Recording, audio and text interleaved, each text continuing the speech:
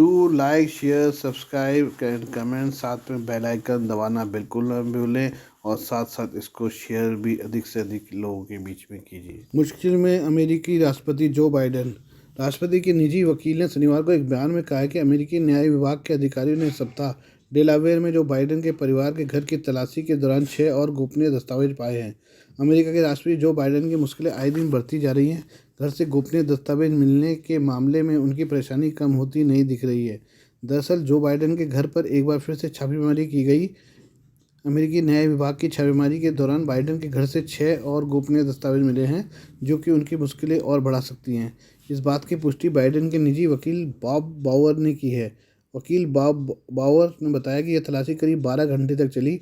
Biden के वकील के मुताबिक शुक्रवार को न्याय विभाग के अधिकारियों ने गोपनीय दस्तावेजों की तलाशी के लिए जो बाइडेन के डेलावेयर स्थित घर और विल्मिंगटन स्थित पूर्व ऑफिस में छापेमारी की थी। गोपनीय दस्तावेज उस वक्त के हैं जब जो बाइडेन उपराष्ट्रपति थे। आरोप है कि वह पद छोड़ने से पहले गोपनीय दस्तावेज अपने साथ ले गए थे। वहीं जांच को लेकर अमेरिकी राष्ट्रपति जो बाइडेन ने कहा है कि नवंबर में उनके निजी कार्यालय में गोपनीय दस्तावेज पाए जाने से पहले उनका खुलासा नहीं करने पर कोई पछतावा नहीं है। उन्होंने कहा है कि हम पूरी तरह से सहयोग कर रहे हैं और इसे जल्दी से हल करने के लिए उत्सुक हैं। मुझे लगता है कि आप पाएंगे कि वहाँ कुछ भी नहीं है। मुझे कोई पछतावा नहीं है। वकीलों ने मुझे जो बताया मैं उसका पालन कर रहा हूँ। घटनाक्रम के सामने आने के बाद करीब हफ्ते भर में उनकी पहली सार्वजनिक टिप्पणी आई है। पाकिस्तान में इन दिनों सब कुछ अच्छा नहीं चल रहा है। पाकिस्तान की गवर्नमेंट ने क्या करा है कि वहाँ पुराने 5 साल पुराने जो ट्रैक्टर हैं उसकी आयात की अनुमति दे दी है। और चूंकि अभी इकोनॉमिक क्राइसिस है, वहाँ पहले ही जो है जो नए जो ट्रैक्टर बनते थे, जो उनकी कंपनियाँ थी, वो लॉकडाउन में जा रखी हैं। अभी अगर ये पुराने ट्रैक्टर अगर वहाँ आने आयात होने लगेंगे तो कंपनियों का क्या होगा। इसी बात पे हम थोड़ा सा बात करते हैं। 5 साल पुराने ट्रैक्टरों के आयात की अनुमति देने के सरकार के इस फैसले से स्थानीय विनिर्माण के साथ साथ पहले से ही जीवित रहने के लिए संघर्ष करी वेंडिंग इकाइयों में आपदा आ जाएगी। ऑटो सेक्टर के हितधारकों ने आशंका जताई है। एक स्थानीय ट्रैक्टर असेंबलर ने कहा कि लगातार विदेशी मुद्रा संकट को देखते हुए ये निर्णय अत्यधिक आश्चर्यजनक प्रतीत होता है, जिसके कारण बंदरगाहों पर अटके और सरकार पहले से ही आयात को हतोत्साहित कर रही है, तो इस्तेमाल किए गए ट्रैक्टरों को आयात करने के लिए वित्त कहां से प्रबंधित किया जाएगा। उन्होंने कहा कि सरकार अब स्थानीय उद्योग को एक और चुनौती की ओर धकेल रही है, जो स्थानीय उत्पादन बिक्री की ओर प्रभावित करेगा, जिससे हज़ारों लोग बेरोजगार हो जाएंगे। Pakistan association of auto parts and accessory manufacturers के अध्यक्ष मुनीर के बानो ने कहा कि सरकार विदेशी मुद्रा भंडार में खतरनाक गिरावट के कारण कच्चे माल के आयात की अनुमति नहीं दे रही है, लेकिन यह जंग सेकेंड हैंड ट्रैक्टरों का आयात करके इन भंडारों को बेतहाशा खत्म करने की योजना बना रही है। भारतीय क्रिकेट के लिए साल 2023 खास होने जा रहा है, क्योंकि इस साल महिला IPL की शुरुआत हो रही है। BCCI द्वारा कुछ दिनों पहले ही महिला इंडियन प्रीमियर लीग के लिए टेंडर निकाले गए, जिसमें अलग अलग टीमों को खरीदने के लिए कंपनियों में होड़ मची है। BCCI द्वारा जो टेंडर निकाले गए हैं उनमें अब तक करीब 30 से अधिक कंपनियों के नाम सामने आए हैं, जो टीमें खरीदने के लिए आगे हैं। क्रिकबज़ की रिपोर्ट के मुताबिक महिला IPL को लेकर जिन कंपनी ने टीमें खरीदने में दिलचस्पी बनाई है उनमें हल्दीराम और अपोलो जैसे नाम शामिल है। चेन्नई का मशहूर श्रीराम ग्रुप, नीलगिरी ग्रुप और काटकुरी ग्रुप ने टीम खरीदने के लिए दिलचस्पी दिखाई है। इसके अलावा जो नाम सामने आए हैं, अपोलो ग्रुप, हल्दीराम ग्रुप शामिल है। कुछ सीमेंट कंपनियां भी हैं जो टीमें खरीदने के लिए आगे आई हैं। इनमें JK सीमेंट और चेतिनान सीमेंट शामिल है। इसके अलावा अडानी ग्रुप और काबरी ग्लोबल ने भी टीमों को खरीदने के लिए टेंडर लिए हैं। आपको बता दें कि 25 जनवरी तक सभी कंपनियां या दावेदारों को अपना नाम देना है। इसके बाद टीमों को खरीदने के लिए ऑक्शन शुरू हो जाएगा। कोई भी कंपनी या शख्स जिसका नेटवर्थ 1000 करोड़ रुपए या उससे अधिक हो, वही टीम खरीदने के लिए दावेदारी में शामिल हो सकते हैं। महिला IPL की मांग एक लंबे वक्त से हो रही थी, अब जाकर ये सच हो पाया है। हाल ही में BCCI ने महिला IPL के लिए मीडिया राइट्स बेचे हैं, जिनमें रिकॉर्ड तोड़ कमाई हुई है। BCCI ने वाईकॉम 18 को 5 साल के लिए मीडिया राइट्स 950 करोड़ रुपए में बेचे हैं, यानी हर एक मैच की वैल्यू करीब 7 करोड़ रुपए तक होगी। Tata Boeing Aerospace Limited Indo American रक्षा और एरोस्पेस संयुक्त उद्यम फर्म ने 6 AH के लिए पहला फ्यूजलेज विमान वितरित किया है। भारतीय सेना ने 64 अपाचे अटैक हेलीकॉप्टर का ऑर्डर दिया है। भारतीय शहर हैदराबाद में TBAL सुविधा अपाचे फ्यूजलेज के लिए वैश्विक एकमात्र स्रोत आपूर्ति करता है। इसने बोइंग 737 और 777 विमानों के लिए जटिल एयरो स्ट्रक्चर तैयार किए हैं। रोल आउट इवेंट में दिखाया गया है। अपाचे का लघु मॉडल इंगित करता है कि सेना के हेलीकॉप्टर डेजर्ट छलावतरण के रूप में होंगे। भारत में हैदराबाद संयंत्र से निकले धड़ को आगे एकीकरण के लिए मेसा एरिजोना में बोइंग के अपाचे फाइनल असेंबली प्लांट को आपूर्ति की जाएगी। अब तक भारत में TBAL प्लांट ने 190 से अधिक फ्यूजलेज की आपूर्ति की है। फॉर्म के अनुसार इन एरोस्ट्रक्चर की असेंबली में इस्तेमाल होने वाले 90% से अधिक पुर्जे 100 से अधिक micro small and medium enterprise आपूर्तिकर्ताओं के माध्यम से भारत के भीतर निर्मित होते हैं। अपाचे हेलीकॉप्टरों की 1275 से अधिक इकाइयाँ परिचालन में है।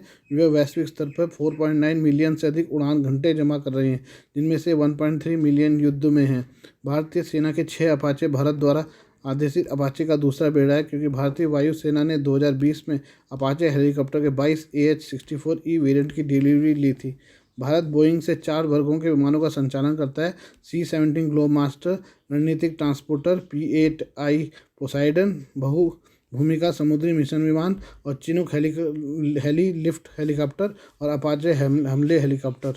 भारत में TBAL की 14,000 वर्ग मीटर की सुविधा 900 से अधिक इंजीनियरों और तकनीशियों को रोजगार देती है। चीनी राष्ट्रपति शी जिनपिंग ने हाल ही में पूर्वी लद्दाख के पास भारतीय सीमा पर तैनात पीपल लिबरेशन आर्मी के सैनिकों के साथ एक दुर्लभ वीडियो बातचीत की और उसके युद्ध की तैयारी का निरीक्षण किया। स्थानीय राज्य मीडिया के अनुसार यह आयोजन 18 जनवरी को हुआ था। चीनी नेता PLA मुख्यालय में थे जब उन्होंने जिनजियांग सैन्य कमान के तहत खुंजेर में सीमा रक्षा स्थिति पर सैनिकों को संबोधन किया। जिनजियांग सैन्य कमान के सैनिक पूर्वी लद्दाख के साथ सीमावर्ती क्षेत्रों के प्रबंधन में शामिल हैं, जहां अप्रैल 2020 में PLA द्वारा कई अतिक्रमण किए जाने के बाद से तनाव देखा गया है। अपने संबोधन में शी, जो चीन की सत्तारूढ़ कम्युनिस्ट पार्टी के महासचिव और PLA के कमांडर इन चीफ भी हैं, ने इस बारे में बात की कि कैसे हाल के वर्षों में क्षेत्र में लगातार बदल रहा है और इसने कैसे प्रभाव डाला है। चीनी मीडिया के अनुसार शी ने सीमा सैनिकों से उनकी सीमा पर गश्त और प्रबंधन कार्य के बारे में पूछा और सैनिकों की सीमा रक्षा के मॉडल के रूप में सम्मानित किया और उन्हें अपने प्रयासों में बने रहने और नए योगदान देने के लिए प्रोत्साहित किया। पेंगोंग झील क्षेत्र में हिंसक झड़प के बाद पूर्वी लद्दाख हाल के भारत चीन तनाव का एक प्रमुख केंद्र रहा है। अब तो दोनों देशों के बीच उच्च स्तरीय सैन्य वार्ता के 17 दौर हो चुके हैं। अभी तक सीमा मुद्दे को सुलझाने में कोई खास सफलता नहीं मिली है। भारत ने बार बार कड़ा रुख अपनाया है, कहते हुए सीमा अस्थिरता और व्यापार साथ साथ नहीं चल सकते हैं और चीनी सामानों पर भारत की विश्वसनीयता को सीमित करने के लिए कई उपाय किए हैं। अब भारत को भी चाक चौबंद रहना होगा कि चीन कभी भी मिस एडवेंचर कर सकता है, इसलिए हमारे को अपनी चौकसी बिल्कुल हाई अलर्ट पर रखनी चाहिए और अपना कोई भी मोराल बिल्कुल लोअर डाउन नहीं रखना चाहिए। बर्फ़ का भी अपना अलग ही मज़ा है। उत्तरी कश्मीर के बांदीपुरा जिले के गुरेज क्षेत्र में क्रिकेट प्रेमी बर्फ़ के ढेर और -डिग्री तापमान के बावजूद क्रिकेट खेलना नहीं छोड़ रहे हैं। मारकुट गुरेज के नाम से जाने जाने वाले सीमावर्ती गांव के इन स्थानीय क्रिकेट प्रेमियों ने बर्फ़ से ढके पहाड़ों से घिरी बर्फ़ की पिच पर एक क्रिकेट टूर्नामेंट शुरू किया है। पिछले साल की बात है जब गुरेज का स्नो क्रिकेट सोशल मीडिया पर वायरल हुआ था। क्रिकेट टूर्नामेंट की तस्वीरें अंतर्राष्ट्रीय क्रिकेट खिलाड़ियों द्वारा ट्वीट की गई हैं और बहुत लोकप्रियता हासिल की है। गुरेज के कुछ इलाकों में 6 फीट तक बर्फ़ गिरी है और श्रीनगर को गुरेज से जोड़ने वाली सड़क को बंद कर दिया गया है। गुरेज के स्थानीय लोगों ने कहा है कि इस क्षेत्र में शीतकालीन खेलों की काफ़ी संभावनाएं हैं, क्योंकि यह कम से कम 5-6 महीने तक बर्फ़ से ढका रहता है। हर साल की तरह हमने यहाँ गुरेज के मारकुट गांव में स्नो क्रिकेट टूर्नामेंट का आयोजन किया है। हम चाहते हैं कि घाटी के इस हिस्से में शीतकालीन खेलों को और बढ़ावा देने के लिए हमें सरकार से समर्थन मिल सके। गुरेज में शीतकालीन खेलों का गंतव्य बनने की बहुत संभावना है, क्योंकि यह कम से कम 5-6 महीने तक बर्फ़ से ढका रहता है। गुरेज क्षेत्र के विभिन्न गांवों ने पिछले कुछ वर्षों से शीतकालीन खेल गतिविधियों का आयोजन किया है। गुरेज को पिछले साल भारत के सर्वश्रेष्ठ ऑफ बीच डेस्टिनेशन का पुरस्कार दिया गया था, जिसके बाद इस क्षेत्र में आने वाले पर्यटकों की संख्या में ज़बरदस्त वृद्धि हुई है और अब सर्दियों के मौसम में भी पर्यटकों को आकर्षित करने के लिए स्थानीय लोगों ने इस तरह के आयोजनों का बीड़ा उठाया है।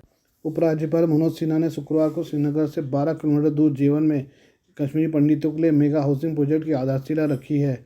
इस अवसर पर संवाददाताओं के साथ बातचीत में प्रधानमंत्री पुनर्निर्माण योजना के तहत काम करे प्रवासी कश्मीरी पंडितों कर्मचारियों को इस साल दिसंबर के अंत तक घाटी में और 930 आवास उपलब्ध होंगे। LG साहब ने कहा कि पिछली बार हमने बांदीपुरा और बारामूला में कश्मीरी प्रवासियों के लिए आवास बनाने के लिए प्रयास शुरू किए थे। कश्मीर के प्रवासी मजदूरों की सबसे ज़्यादा संख्या श्रीनगर में है, इसलिए आज हमने श्रीनगर में उनके लिए मेगा हाउसिंग प्रोजेक्ट शुरू किया है। सिन्हा ने कहा कि मुख्य अभियंता ने बताया कि परियोजना 930 फ्लैट की है, इस साल दिसंबर तक पूरी हो जाएगी। LG ने कहा कि प्रशासन कश्मीरी प्रवासी कर्मचारियों के वास्तविक मुद्दों के प्रति संवेदनशील है। कश्मीर या जम्मू में उनकी समस्याओं को हल करने की कोशिश कर रहे हैं। प्रशासन उनके संपर्क में और हम उनकी वास्तविक समस्याओं का समाधान कर रहे हैं। एक समय था जब पद खाली हुआ करते थे, लेकिन अब भी सभी पद भर दे दिए गए हैं। पहले आवास के लिए ज़मीन नहीं मिलती, लेकिन अब सभी जगहों पर काम शुरू हो गया है। उन्होंने कहा कि 1200 फ्लैट जल्दी तैयार हो जाएंगे और दिसंबर के अंत तक 1800 फ्लैट तैयार हो जाएंगे। उन्होंने कहा कि सुरक्षा की दृष्टि से प्रशासन ने पुलिस से परामर्श कर इन कर्मचारियों को उपयुक्त स्थानों पर पदस्थापित किया है। प्रधानमंत्री नरेंद्र मोदी पराक्रम दिवस 23 जनवरी को सुबह 11 बजे वीडियो कॉन्फ्रेंस के जरिए अंडमान और निकोबार द्वीप समूह के 21 सबसे बड़े अनाम द्वीपों का नामकरण 21 परमवीर चक्र विजेताओं के नाम पर करने हेतु आयोजित कार्यक्रम में भाग लेंगे। आधिकारिक जानकारी के अनुसार कार्यक्रम के दौरान प्रधानमंत्री नेताजी सुभाष चंद्र बोस द्वीप पर बनने वाले नेताजी को समर्पित राष्ट्रीय स्मारक के मॉडल का भी अनावरण करेंगे। अंडमान और निकोबार द्वीप समूह के ऐतिहासिक महत्व को ध्यान में रखते हुए और नेताजी सुभाष चंद्र बोस की स्मृति का सम्मान करने के लिए 2018 में द्वीप की अपनी यात्रा के दौरान प्रधानमंत्री द्वारा रॉस द्वीप समूह का नाम बदलकर नेताजी सुभाष चंद्र बोस द्वीप रख दिया गया था। नील द्वीप और हैवलॉक द्वीप का नाम बदलकर क्रमशः शहीद द्वीप और स्वराज द्वीप कर दिया गया था। प्रधानमंत्री ने हमेशा देश के वास्तविक जीवन के नायकों को उचित सम्मान दिए जाने को सर्वोच्च प्राथमिकता दी है। 22 कैरेट का गोल्ड 10 ग्राम का 52,250 रुपये है और 24 कैरेट का गोल्ड रेट जो है आज 10 ग्राम का 57,060 रुपये।